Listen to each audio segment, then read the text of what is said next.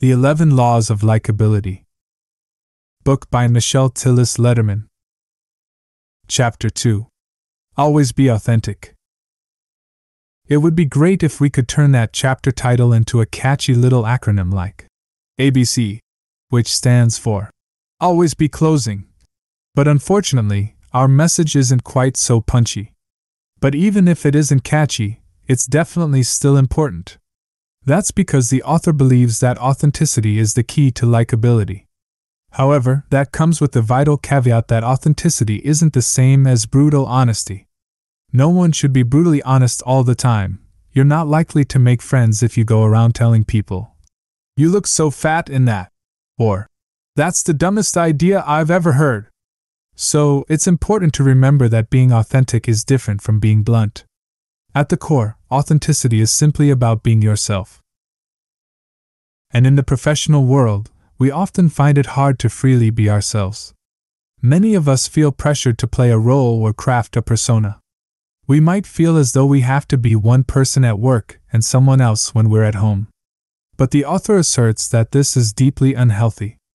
Even if we fail to explicitly acknowledge that, we all know the difference.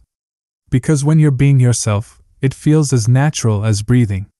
But when you feel pressured to put on a show, you're overly conscious of everything you do and say.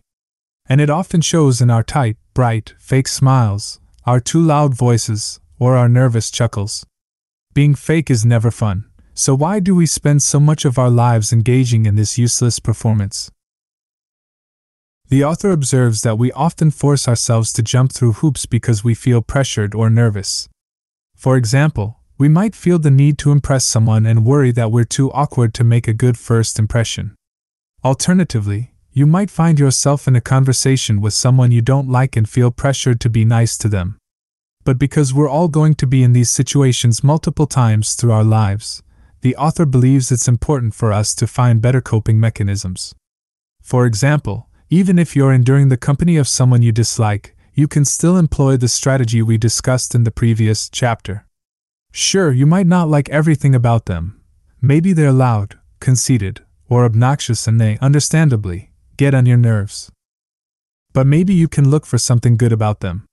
Is it possible that they're really great at public speaking or that they did an awesome job at leading the team on a certain project? Maybe they have admirable time management skills.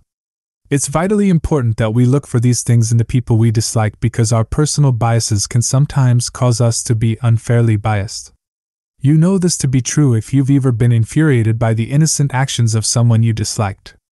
For example, have you ever felt irrationally annoyed by the sight of someone eating crackers or posing for a picture on Instagram just because you don't like them? If your feelings were different, the action alone wouldn't bother you at all.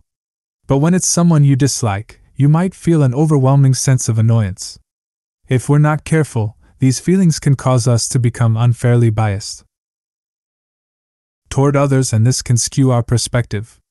So, try to be aware of these feelings when they pop up and work to balance them with fairness.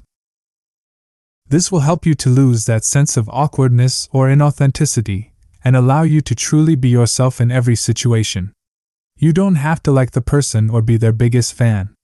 But wherever possible, you should try to be fair, genuine, and unbiased in your attitudes and interactions.